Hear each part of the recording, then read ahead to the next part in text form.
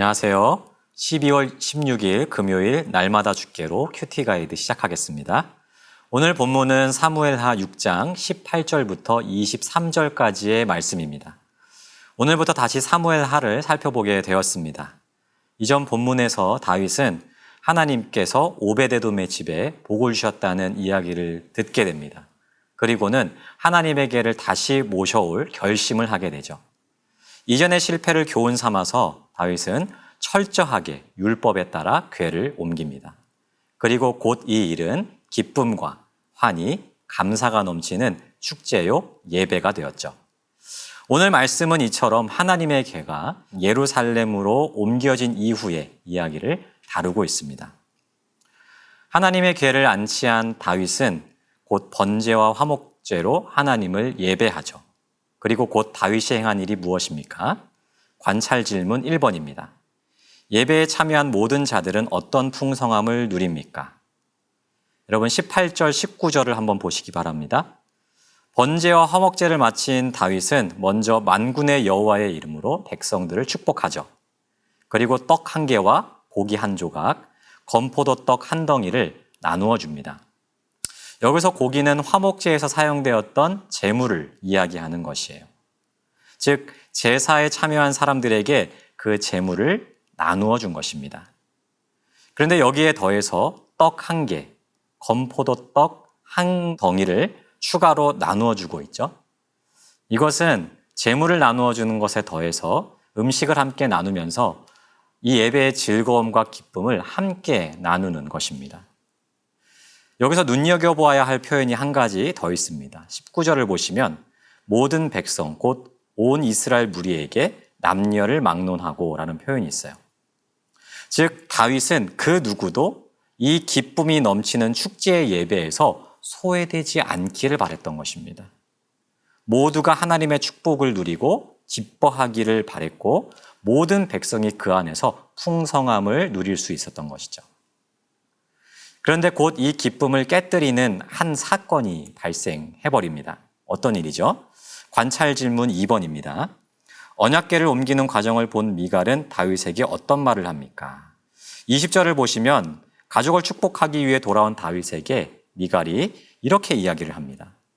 이스라엘 왕이 오늘 어떻게 영화로우신지 방탕한 자가 염치 없이 자기의 몸을 드러내는 것처럼 오늘 그의 신복의 계집 종의 눈앞에서 몸을 드러내셨도다 하니. 미갈은 하나님의 궤 앞에서 힘껏 춤을 춘 다윗이 왕으로서의 체면을 잃어버렸다라고 생각을 하고 있었습니다. 여러분, 미갈이 어떤 사람이죠? 사울 왕의 딸이었습니다.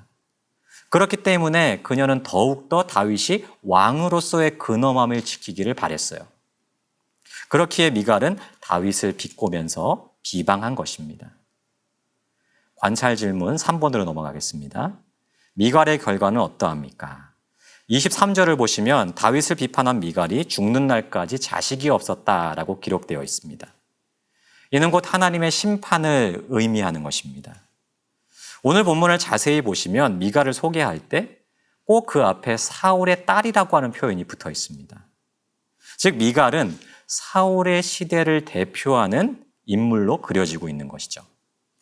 그런 그녀에게 더 이상 자녀가 없었다라고 이야기하는 것은 하나님을 경외하지 않았던 사울의 시대가 이제는 완전히 끝을 맺게 되었다라는 것을 의미하는 것입니다.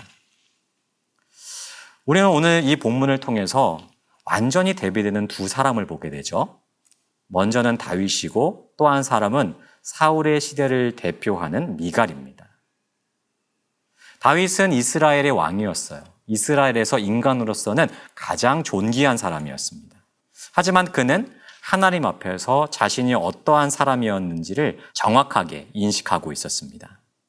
비록 자신이 왕으로 세워졌지만 이스라엘의 진정한 왕은 하나님이시며 자신은 하나님의 통치의 대리자요, 종에 불과하다는 사실을 아주 정확하게 인식하고 있었습니다. 그렇기 때문에 그는 하나님 앞에서 자신을 높일 수가 없었습니다. 오히려 겸손하게 자신을 낮추고 마음을 다해서 하나님을 예배하고 하나님께 영광을 올려드린 것이죠. 하지만 반대로 미갈은 하나님보다 인간 왕이었던 다윗이 높임받기를 원했습니다. 그리고 더불어서 자신도 그 영광을 함께 취하기를 원했죠. 여러분, 하나님의 눈에 누가 더 좋아 보였을까요? 다윗입니까? 아니면 미갈입니까? 물어볼 것도 없습니다. 당연히 다윗이죠. 하나님의 하나님 되심을 알고 자신의 위치를 누구보다 잘 알고 있었던 다윗이야말로 하나님께서 기뻐하시는 자세를 가진 사람이었던 것입니다. 사랑하는 여러분, 우리의 모습을 한번 돌이켜보았으면 좋겠습니다. 우리는 내가 낮아져야 할 곳을 분명하게 인식하고 있습니까?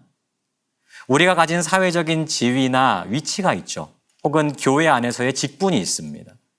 혹 사회적 지위나 직분이 없다 하더라도 우리는 나를 높이고자 하는 본능이 우리 안에 도사리고 있음을 너무나도 잘 알고 있습니다. 그래서 때로는 내가 했던 선한 행동이나 섬김이 다른 사람들에게 알려져서 인정받고 높임받고 싶어하는 것이 또한 우리의 모습이기도 합니다. 하지만 여러분 기억하십시오. 우리에게 제 아무리 대단한 지위와 직분이 있고 능력이 있다 하더라도 하나님 앞에서까지 내세울 수 없습니다. 오히려 그러한 것들은 겸손히 하나님과 이웃을 섬기기 위한 통로로 주어진 것임을 기억하면서 겸손하게 하나님을 높이고 이웃을 섬겨야 하는 것입니다. 우리 예수님도 하나님의 아들이심에도 불구하고 자신을 낮추셨고 온전히 하나님의 뜻에 순종하셔서 하나님의 영광을 드러내셨습니다. 그 결과 스스로를 낮추신 예수님을 하나님께서 직접 가장 높은 곳에 올리셨습니다. 마찬가지입니다. 우리는 하나님 앞에서 내세울 것 하나도 없는 사람들입니다. 그렇기 때문에 온전히 나를 낮추고 하나님만 높이는 삶을 살아가야 하는 것입니다. 마지막으로 야고보서 4장 10절 말씀 읽고 마치도록 하겠습니다. 주 앞에서 낮추라. 그리하면 주께서 너희를 높이시리라. 오직 겸손한 마음으로 하나님을 높이며 영광을 올려드리는 우리 모두가 되기를 소망합니다.